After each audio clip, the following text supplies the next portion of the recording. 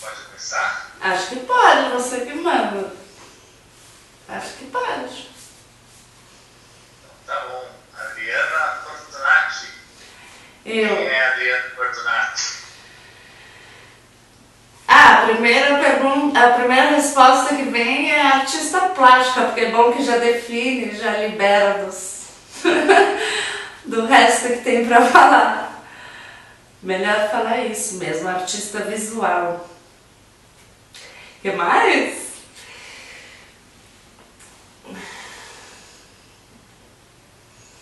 Ah, não sei, acho que uma mistura de criança e adulto tentando lidar com esse mundo maluco.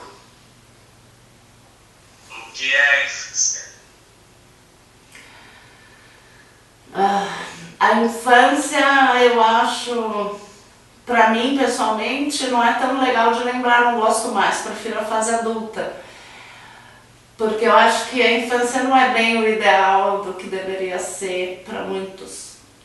Mas eu acho que deveria ser um momento livre, né? De descoberta, de experimento, do corpo, do mundo, dos outros. Mas não sei se é muito isso que acontece. Para mim, eu me lembro mais de um momento solitário e inseguro. O que é a solidão? A solidão é uma sensação de precisar de alguém, mas que não se satisfaz quando você está com alguém.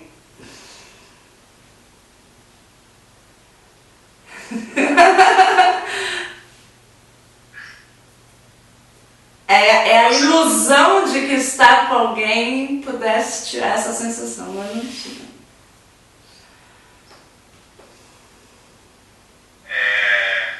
Você falou do mundo, né? Quando você falou de ser criança e tal. O que é o mundo? O mundo é tudo isso que tá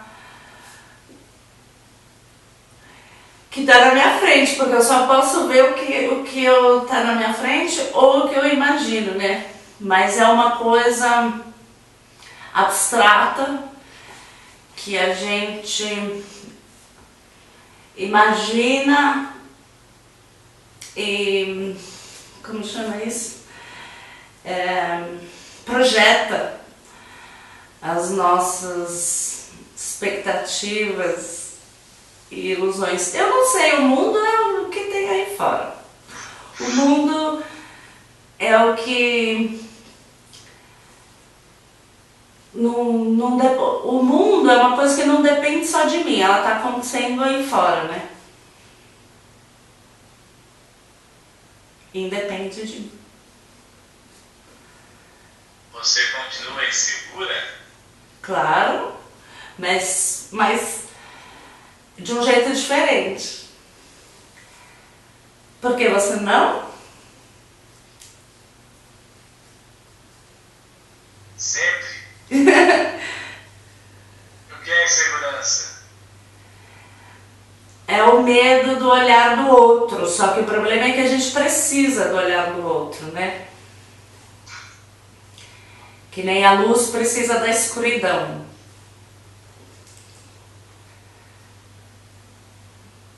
Então o olhar do outro ele nos define, mas ao mesmo tempo essa definição, a gente teme essa definição. A gente tem medo de decepcionar o outro, quando na verdade a gente está decepcionando a nós mesmos. Talvez o outro não esteja nem aí, mas a gente projeta a nossa insegurança no outro, como se fosse insegurança pelo olhar dele. Mas o olhar dele que julga a nós é o nosso próprio olhar. Dá pra entender o que eu tô falando? Tudo é entendível, né? Quando o outro quer. O que é o entendimento? Eu acho que o entendimento tem muitos limites, porque Quando a gente está conversando, o que você me pergunta eu entendo de uma forma, o que você me conta, o que eu te conto você entende com a tua experiência, com o teu ponto de vista. O entendimento que a gente tem do mundo também é através do nosso ponto de vista. Então são interpretações subjetivas. Você trabalha com ruínas? O que são as ruínas? É como o que ruiu, né? O que era alguma coisa foi se degradando e sobrou alguns resquícios, alguns testemunhos daquilo que ele foi.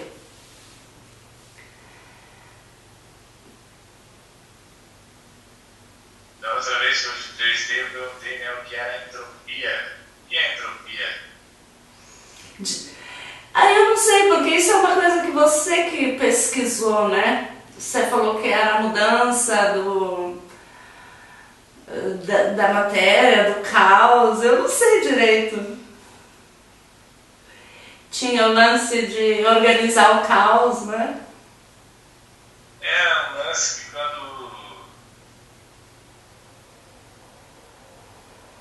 não há um fim, né? É só uma mudança de forma, assim, né? Então não sei se o mundo acaba, né? Quando o sistema, o sol terminar, alguma coisa vai surgir depois dali, né?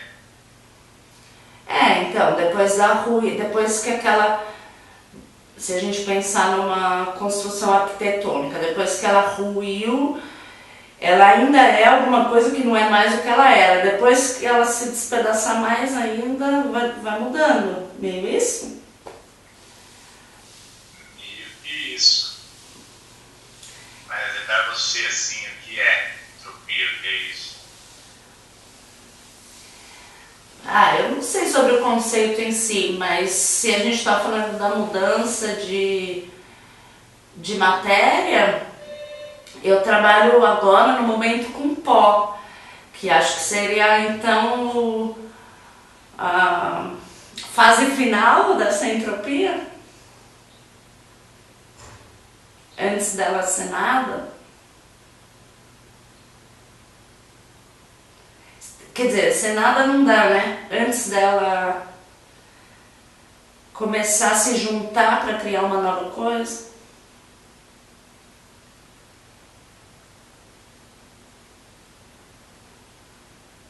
Eu devia ter estudado essa tal dessa entropia.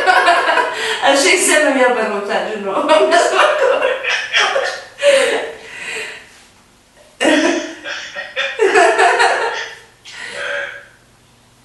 E o que é a poesia? A poesia acho que é um ponto de vista. Você olhar para o mundo com outros olhos e conseguir perceber as coisas de um jeito diferente e conseguir prestar atenção em coisas que normalmente as pessoas ignoram. Então eu gosto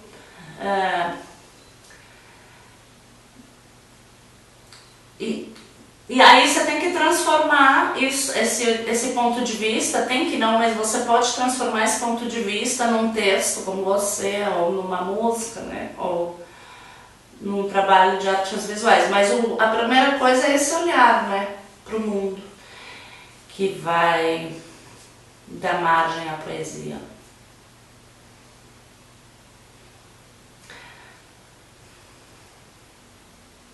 Tão curtas minhas respostas. Como é viver em isolamento? Para mim, eu sempre vivi um pouco em isolamento, desde criança. Então, para mim, na verdade, esse isolamento, ele foi, tirando a parte tenebrosa do desastre global, para mim, pessoalmente, teve um certo alívio, porque eu pude ficar em isolamento sem peso na consciência, que eu precisasse estar em outro lugar. Eu acho importante lidar a gente conversou de insegurança, de solidão. Eu acho importante lidar com a solidão, com as nossas angústias, com os nossos medos, e não ficar projetando sempre no outro, pedindo sempre dos outros um alento para esses sentimentos. E eu acho que você estar isolado, entediado, sem tanta coisa que te entretém a todo momento e não te faz pensar, é uma oportunidade para refletir sobre o modo como você está reagindo ao mundo e ver se vale a pena mudar alguma coisa. Vale a pena? Eu acho que a única coisa que eu tenho para fazer de lição no mundo é me melhorar. A minha arte também, lógico, mas no fundo tudo é com esse objetivo, né?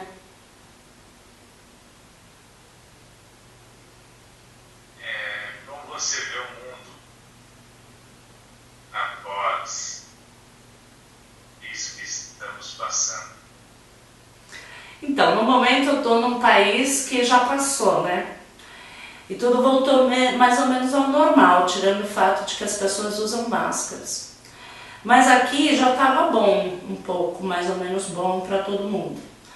A minha preocupação é no Brasil, né? Eu acho que não dá para continuar do jeito que está, para ter essa discrepância, para ter pessoas em situações tão absurdas, né? Quase inumanas.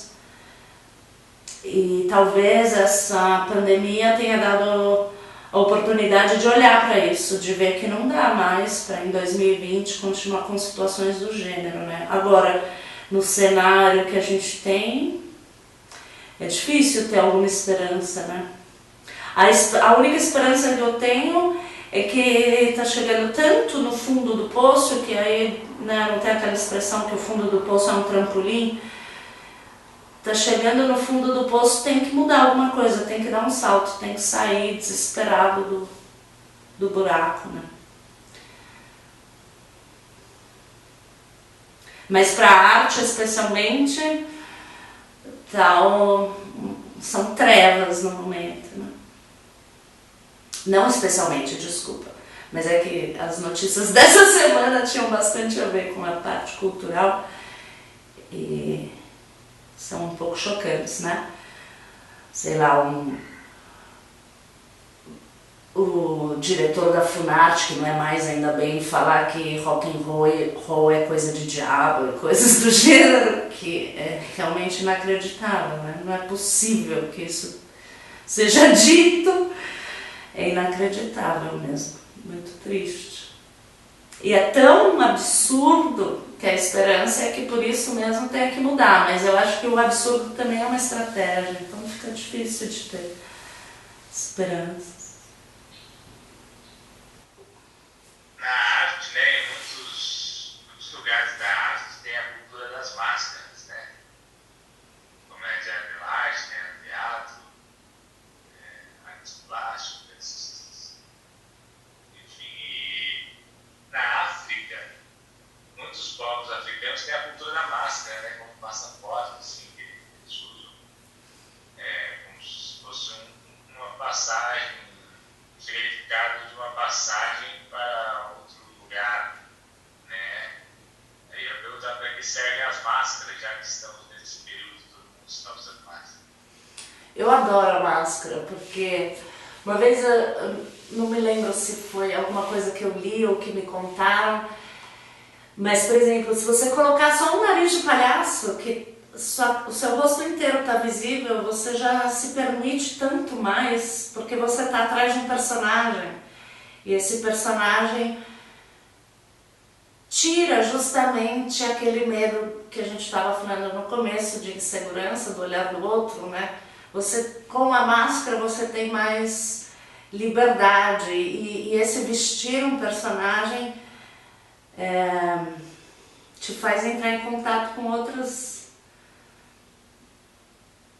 outros eus, outros jeitos de reagir e de agir. Eu penso muito também em psicodrama, quando eles usam máscara para fazer terapia coletiva e essa máscara ajuda a pessoa a falar o que ela precisa, né? Sem ter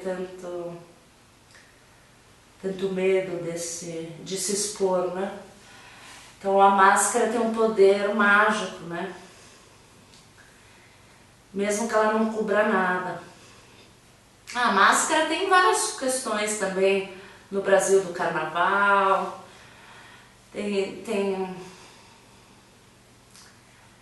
Eu acho que é a possibilidade de se permitir mais sendo outro, sendo algo diferente.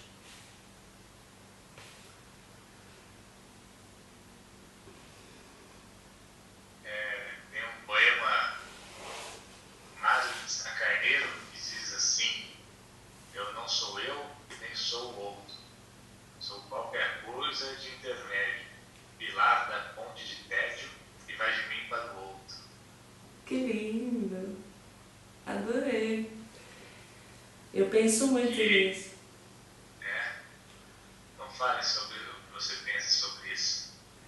Eu penso muito nesse peso que a gente atribui ao outro e na necessidade de construir esse entre, né? Tem uma amiga que sempre fala ali, a Nasser, desse entre. Como é difícil achar, como a gente falou antes, não adianta eu sozinha num quarto fechado, não vou entender o que sou eu e quais são os meus limites, não vou saber nada sobre mim, a não ser que eu entre em contato com outro. Mas ao mesmo tempo, assim que eu entro em contato com esse outro, ele causa também interferências ou influências em mim, né? No meu modo de agir e tal. Então não dá para eu ser sozinha. Diante do outro eu tenho a influência e mesmo sem o outro tem a influência, né? Quando a gente faz o que a gente faz, existe a ideia para você do leitor, para mim do espectador, mesmo que não necessariamente a gente vá publicar esse trabalho, precisa dessa ideia de que alguém vai ler, senão a gente para de escrever ou produzir, né? Mas aí precisa achar um equilíbrio dessa ponte aí entre o outro e o eu, ou os outros. Serve a utopia. Acho que a gente precisa sempre acreditar em alguma coisa para seguir adiante e ter coragem de enfrentar aí os absurdos do mundo. E a utopia ajuda nisso, né? São as ideologias, os sonhos. Ajuda a entender a realidade que a gente vive através de uma comparação com o que seria ideal, né? Mesmo que a gente saiba que ele é inatingível, ele nos serve como modelo para entender e criticar o momento atual, o momento que não é utópico.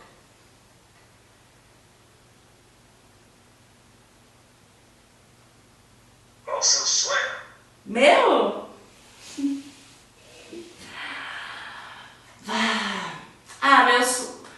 Meu sonho tem mudado recentemente, talvez tenha a ver com a idade. Antes eu tinha um pouco mais de ambição na minha carreira, hoje eu tenho mais vontade de poder ficar tranquila. Poder aproveitar as pequenas coisas da vida. Você está tranquila? Quase, ainda não muito.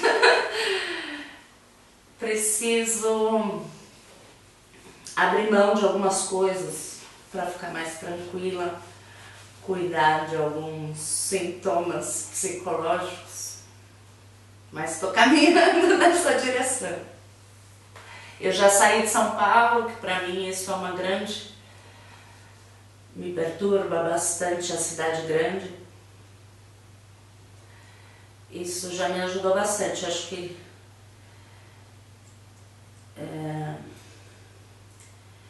essa escolha também de vir morar numa cidade menor tem a ver bastante com querer essa tranquilidade e achar menos que eu preciso estar na cena, que eu preciso ir a várias aberturas de exposição, que as pessoas precisam me conhecer, precisam conhecer meu trabalho. E mais de que eu preciso, na verdade, ter bem-estar, ficar bem no meu dia a dia, gostar do meu cotidiano, não pegar trânsito, ter um cenário mais agradável visualmente.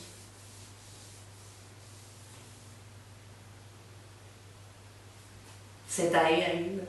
Vai.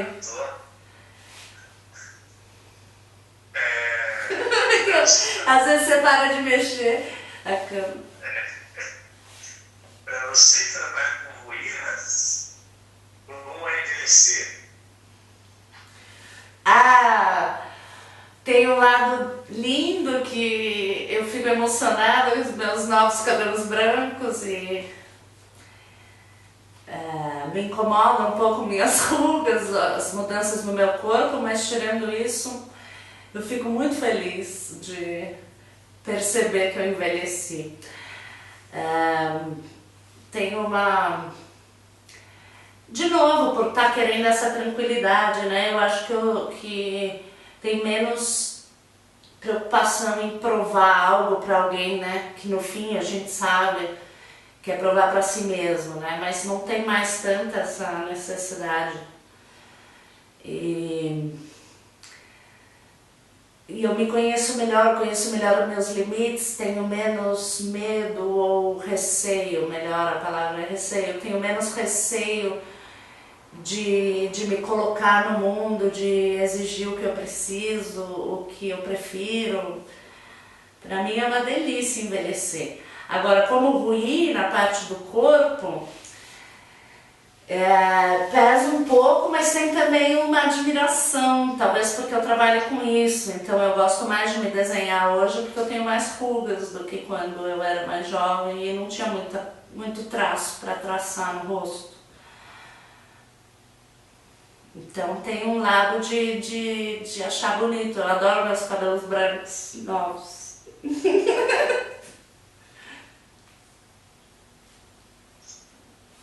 Mas também tem também uma exigência na sociedade que a mulher seja linda e jovem, e isso pesa muito nas mulheres, né? Como também para o homem tem outras exigências, né?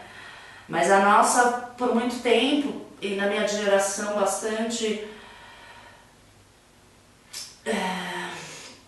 quer dizer, sempre teve, eu acho que as gerações de agora estão mudando um pouco a situação, mas essa exigência de ser bonita, ela fica mais leve na velhice, porque agora eu não preciso mais, entendeu? Ser tão bonita e agradar tanto e ser...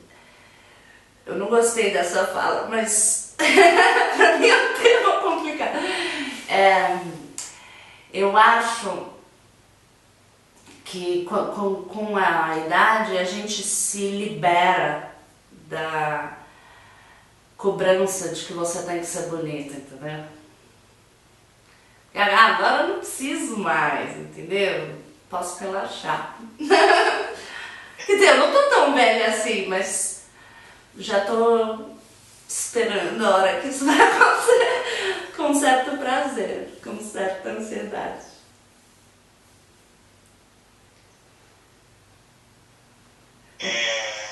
Uma vez eu escutei uma artista que eu adoro muito falar que ela estava aliviada de ter chegado na menopausa e poder parar de pensar em sexo e ter menos influências dos hormônios, vamos dizer assim. Isso é bom.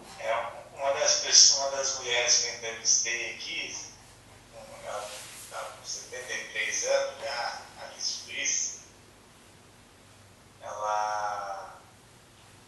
perguntei para ela sobre envelhecer, né? E ela falou sobre ter tesão aos 73 anos, porque não se espera de uma mulher de 73, não se espera que uma mulher de 73 anos sinta tesão, né? Mas isso é uma coisa social, né? Ah, eu espero que sim, mas eu espero também que seja menos, né, do que aos 20, porque senão não tem cabimento. Dá pelo menos uma aliviada, né?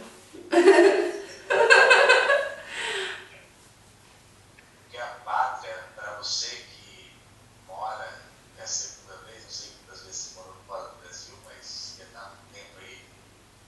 Onde você está mesmo? Eu tô na Áustria e falar em pátria é um terror, porque é o nazismo, né? Ah, tenho pensado muito nisso, e eu acho muito esquisito o conceito de pátria.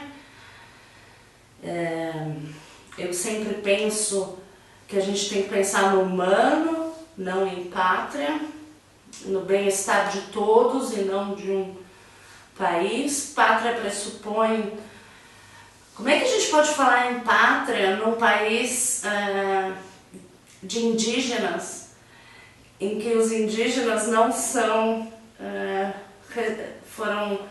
Teve genocídio de índios e a gente está falando em pátria? Acho que não faz muito sentido. Para mim, falar em pátria me assusta.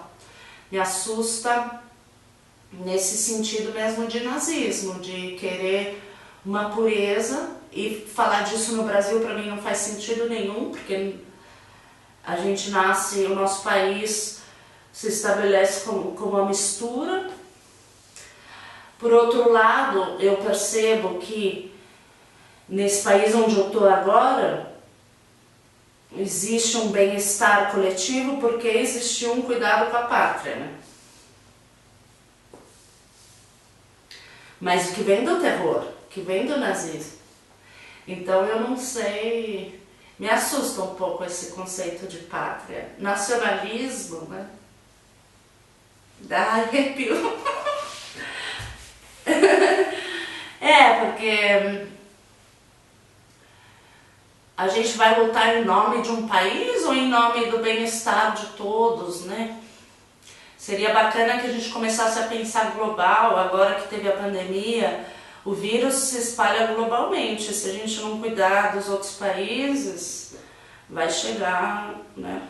Não a gente, porque o Brasil não consegue cuidar de si, né? Não vai cuidar dos outros. É tudo meio global. Ao mesmo tempo, existe uma coisa que eu gosto, que são as diferenças dos países, das cidades, das regiões, o que cada uma tem de característica. Mas acho que isso não tem nada a ver com patriotismo. Acho que patriotismo não tem como objetivo o bem-estar de todos. Tem como objetivo o poder, outras coisas que não cabem a minha utopia.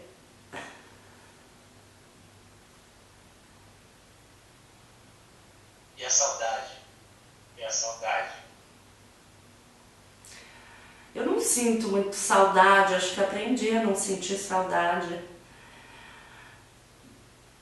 com as minhas experiências de vida, mas eu acho que... Ai, essa pra mim tá difícil. Eu não sei o que é saudade mais. Não sei, às vezes eu sinto saudade de quem tá perto de mim.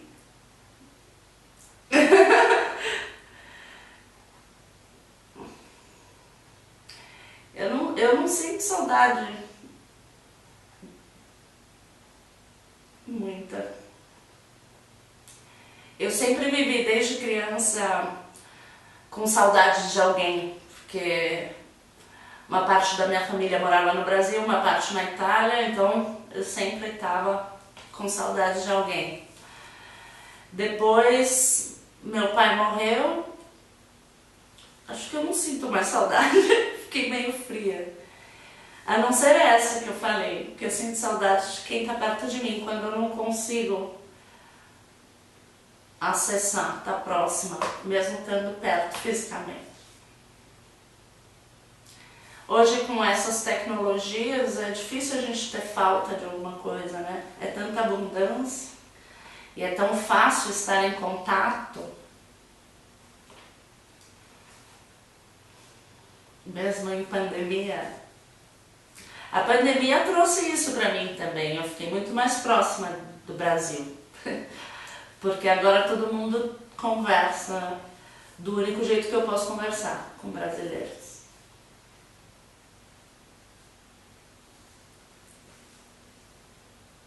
Vou fazer a última pergunta então para encerrar. Mas, Tem a ver com a parte da saudade agora, né? Brasileiros, agora que você está de fora e pode olhar de longe, o que é o brasileiro? agora é a primeira vez na vida que eu sinto vergonha de ser brasileira. De verdade, estou com vergonha.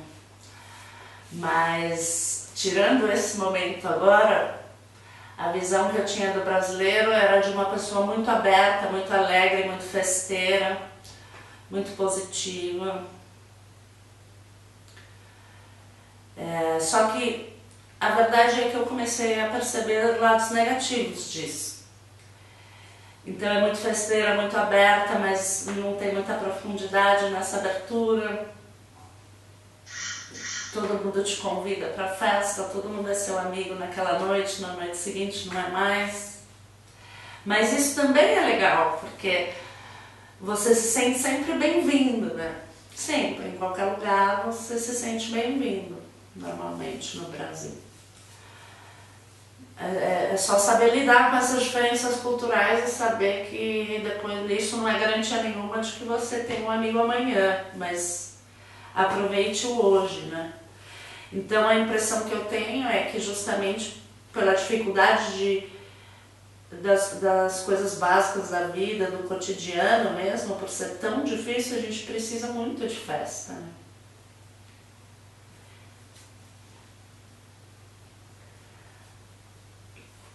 Para mim o Brasil é muito música, tem muito a ver com a música, com essa alegria, com esse movimento, com a dança. E claro que entra também a música mais melancólica ou mais saudosa, mas ela também tem uma certa alegria, né? Não é como a música, não é como o fado português, é uma coisa mesmo triste, é mais alegre do que muitos outros tipos de música. Essa parte você pode apagar.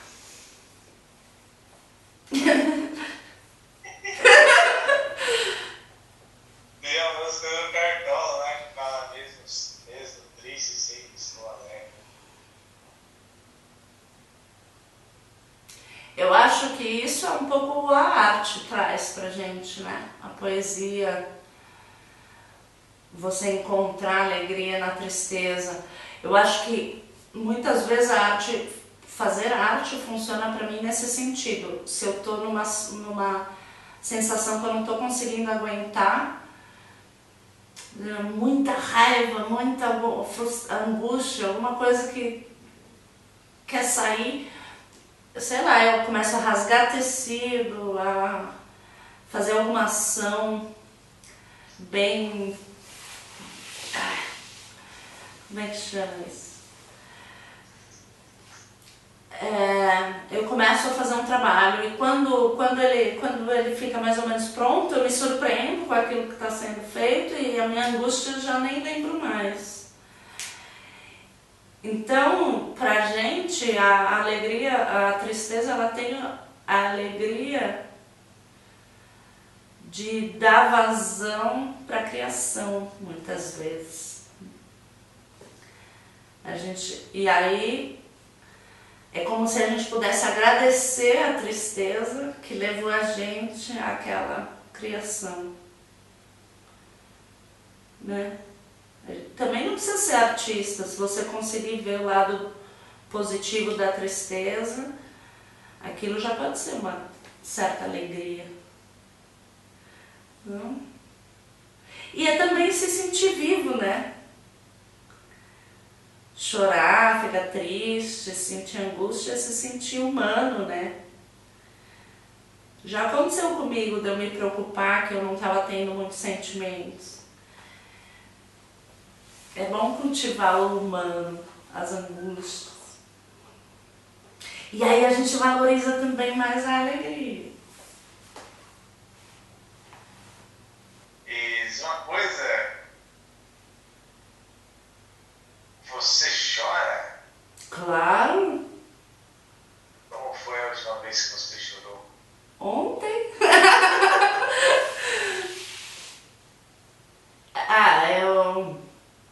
Eu não gosto de chorar na frente dos outros. Eu tenho um pouco a mania de me esconder para chorar. Não porque eu não quero que o outro fique incomodado, se incomode, fique preocupado, causar problemas.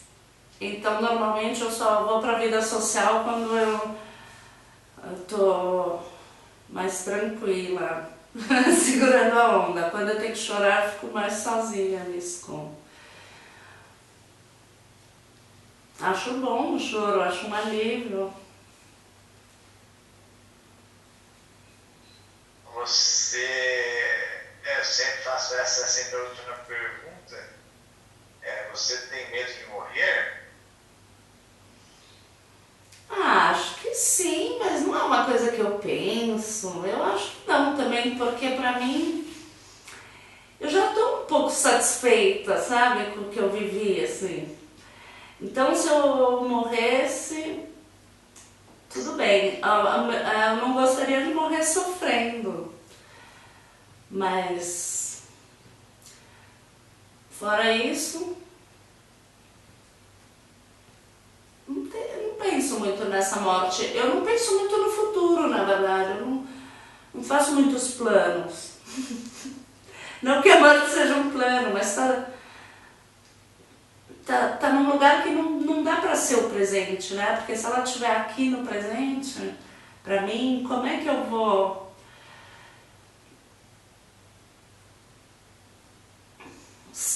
Como eu vou estar no presente pensando na morte, que é uma coisa que talvez venha ou não venha, ou talvez venha no futuro, talvez não, que vai vir no futuro, mas não se sabe quando. Ela não aparece no meu imaginário, assim. Mas eu não tenho mais o que eu tinha alguns anos atrás, que era uma pressa. Ai, preciso fazer muitas coisas porque não vou ter muitos anos de vida para fazer meus trabalhos, né? Eu tive um pouco essa pressa. E agora eu não tenho mais muito essa pressa. Acho que a vida não tem muito sentido, assim, e que se a gente estiver vivendo bem, não tem por que ter medo de morrer, né? Acho que tem que ter medo de viver mal.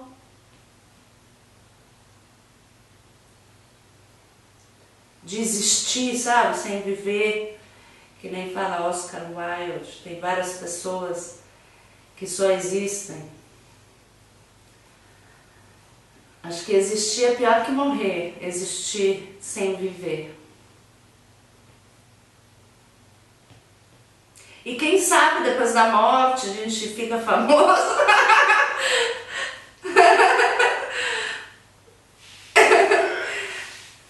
Morrer será o último ato. Você acha que tem que ser performático? É bom que seja uma performance na hora da morte, né?